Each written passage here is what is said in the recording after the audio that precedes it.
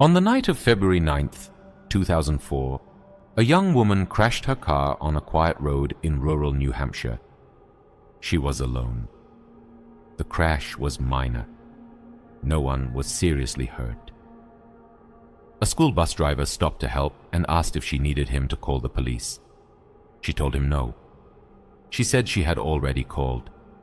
She seemed calm, composed, like someone who had everything under control. He drove away to finish his route, planning to come back and check on her. When he returned less than 15 minutes later, she was gone. Her car was still there. Her luggage was still inside. Her college textbooks were on the seat. A box of wine was open on the passenger side floor. But Maura Murray was nowhere to be found. She walked into the darkness of a February night in the White Mountains of New Hampshire, in below freezing temperatures, and was never seen again. No body has ever been found. No confirmed sighting has ever been verified. No definitive answer has ever been given. 20 years later, Maura Murray remains one of the most discussed and debated missing persons cases in the United States. And the more you look at the details, the more questions you have. This is her story. Maura Murray was 21 years old when she disappeared. By most accounts, she was smart, driven, and had her whole life ahead of her. She was a nursing student at the University of Massachusetts Amherst. Before that, she had attended West Point, the United States Military Academy, one of the most competitive academic institutions in the country. She left West Point after her freshman year for reasons that were never fully explained publicly and transferred to UMass Amherst, where she enrolled in the nursing program. She was athletic. She had run track. She was described by friends and family as bright and warm and full of energy. But in the months leading up to her disappearance, people close to her noticed something was off. There had been some incidents. In 2003, she was caught using a fake ID. She had been involved in a minor shoplifting incident. There were whispers of some personal struggles, though the exact nature of those struggles has been a subject of debate for 2 decades.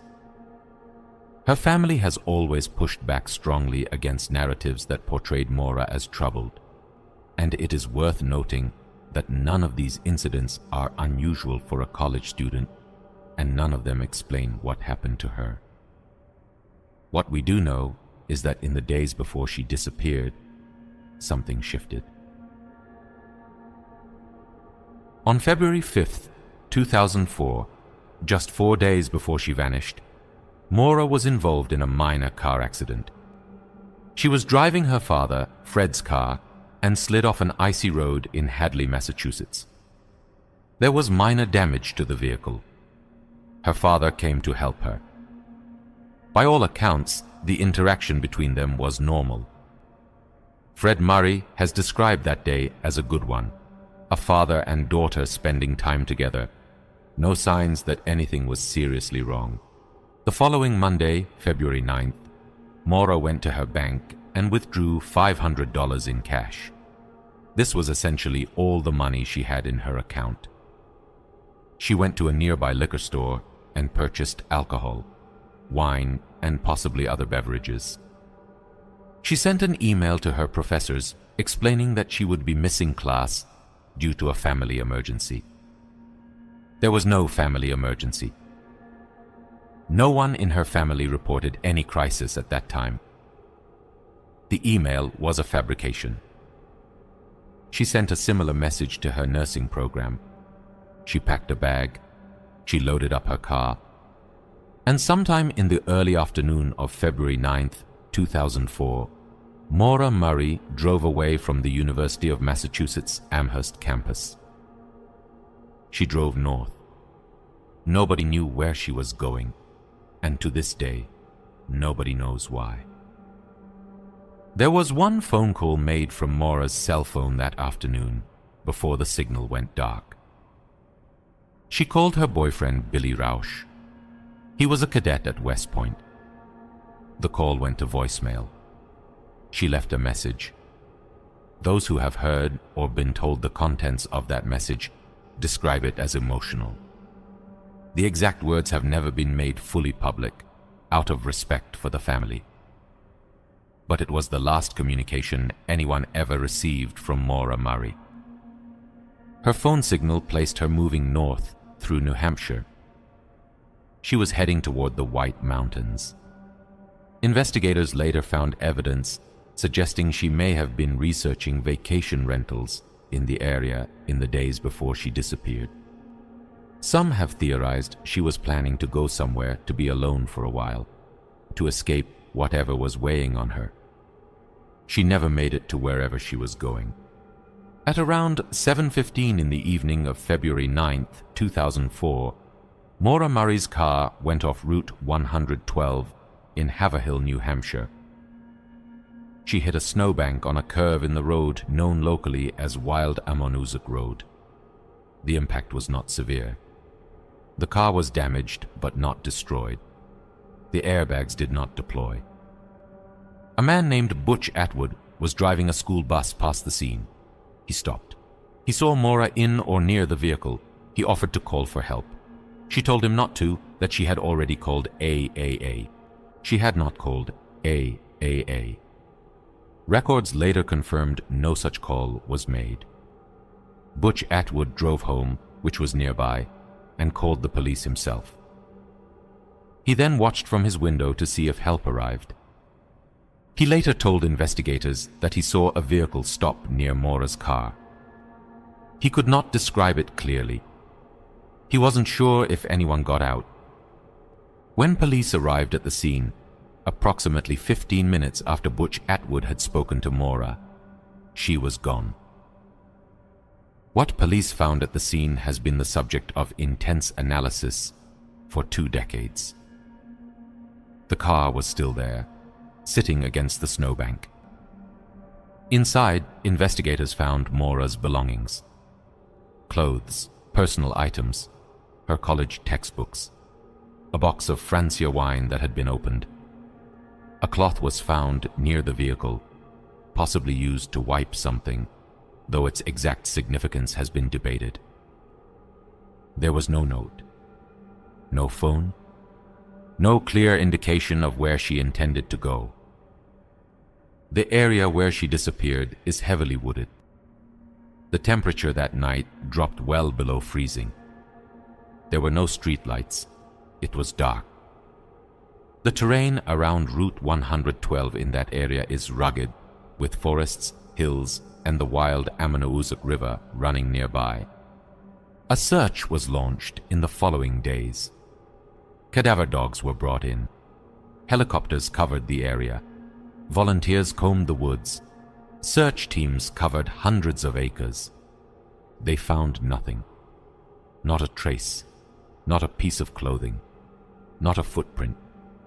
Not a single piece of physical evidence to indicate where Maura Murray went after she walked away from that car. Here is where the case becomes complicated. And here is where the theories begin.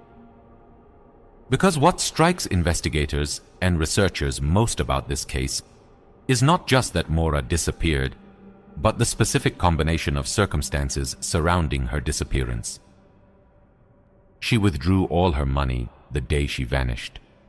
She lied to her professors about a family emergency. She packed a bag. She drove north alone without telling anyone where she was going. She refused help at the scene of the accident. She specifically told Butch Atwood not to call the police. Why would someone who had just been in a minor accident, in below freezing temperatures, in an unfamiliar rural area at night, not want the police called? There are a few possible answers to that question, and none of them are simple. Theory 1. Maura was running away. Something in her personal life had reached a breaking point, and she made a decision to disappear voluntarily. Maybe she had a destination in mind, a person she was going to meet, somewhere she planned to start over. She refused help because she did not want to be found. She walked away from the car into the darkness on purpose. If this is true, she may have been picked up by someone she trusted, or she may have gotten lost in the woods and not survived the night. Or she may still be alive somewhere, living under a different name for reasons we cannot fully understand. Theory 2. Someone took her. The window between when Butch Atwood spoke to her and when police arrived was very small, 15 minutes at most. Butch reported seeing a vehicle stop near her car. If someone pulled over and offered her a ride, and if that someone had bad intentions, the timeline works. It is uncomfortably possible that Maura got into a vehicle willingly or unwillingly and was taken somewhere. This theory gains weight when you consider that the area around Haverhill, New Hampshire, while not densely populated, is not isolated either. There are homes and properties nearby. Someone who knew the area well would know exactly how to move through it without being seen. Theory 3. She survived the night, but did not survive the elements. That she walked into the woods disoriented or injured, succumbed to the cold, and that her remains are somewhere in the vast wilderness that search teams simply never fully covered. This theory is supported by the terrain. The White Mountains area is enormous. Dense forest, steep terrain, rivers and ravines. It is entirely possible that a body could remain undiscovered for 20 years in that landscape. The investigation into Maura Murray's disappearance has been controversial from the start. Local police in New Hampshire were criticized early on for what family and advocates described as a slow and inadequate initial response. The first critical hours after a disappearance are the most important, and many who have followed this case believe those hours were not used effectively. Fred Murray, Maura's father, became one of the most vocal and tireless advocates for his daughter's case. For years, he made repeated trips to New Hampshire, put up billboards, spoke to media, and pushed law enforcement to keep the case active. He has never stopped searching. He has never accepted that his daughter simply walked off a road and vanished without explanation. The case attracted enormous attention online. A dedicated community of amateur investigators, researchers, and true crime followers spent years analyzing every detail of Maura's final days, the accident scene, the individuals who lived nearby, the vehicles that may have been on that road that night. Podcasts were made, books were written, a documentary series was produced, and through all of it, no definitive answer emerged. There is one detail of this case that I want to spend a moment on, because it is something that does not get talked about enough. In the area near where Maura's car was found, there was a man who lived close to the scene. His behavior in the days and weeks after Maura's disappearance was considered unusual by some investigators and researchers. He has never been charged with anything. He has denied any involvement. He passed away in the years following the disappearance. I am not going to name him here, because he was never charged, and because the evidence connecting him to Maura's disappearance is circumstantial. But if you follow this case, you know who is often discussed in this context, and the details surrounding him are deeply unsettling. What I will say is that law enforcement's handling of certain individuals in proximity to that road on that night has been questioned repeatedly by people who have studied this case carefully. In 2020, 16 years after Maura disappeared, the New Hampshire Cold Case Unit took over the investigation. This was seen as a positive development by the Murray family and by advocates for the case. As of today, the investigation remains open and active. No arrests have ever been made. No person of interest has ever been officially named by law enforcement. No remains have ever been found. Maura Murray was 21 years old. She had her whole life ahead of her. She was someone's daughter, someone's sister, someone's girlfriend. She was a young woman who, for whatever reason, got into her car on a February afternoon and drove toward the mountains alone. And somewhere between that car on the side of Route 112 and wherever she was going, something happened to her. Something that no one has ever been able to fully explain. If you have any information about the disappearance of Maura Murray, the New Hampshire Cold Case Unit is actively seeking tips. The number is publicly available through the New Hampshire Attorney General's office. No piece of information is too small. Maura Murray deserves answers. Her family deserves answers. And until those answers come, her case stays open. Her story keeps getting told. And the question that has haunted this case for 20 years remains exactly what it was on the morning of February 10th, 2004, when police found that empty car sitting against a snowbank on a dark road in New Hampshire. Where did she go? Leave your theories in the comments. Do you think Maura left voluntarily? Do you think someone took her? Do you think she is still out there somewhere? I want to hear what you think.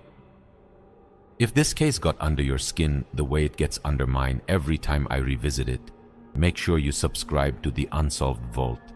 New case every Tuesday and Friday. Next time we're going back to 1946, to a small town on the Texas-Arkansas border where a phantom killer terrorized an entire community, attacked 8 people, killed 5 of them, and then simply vanished. No arrest was ever made. No identity was ever confirmed. The Texarkana Moonlight Murders. That one is coming Friday. Do not miss it.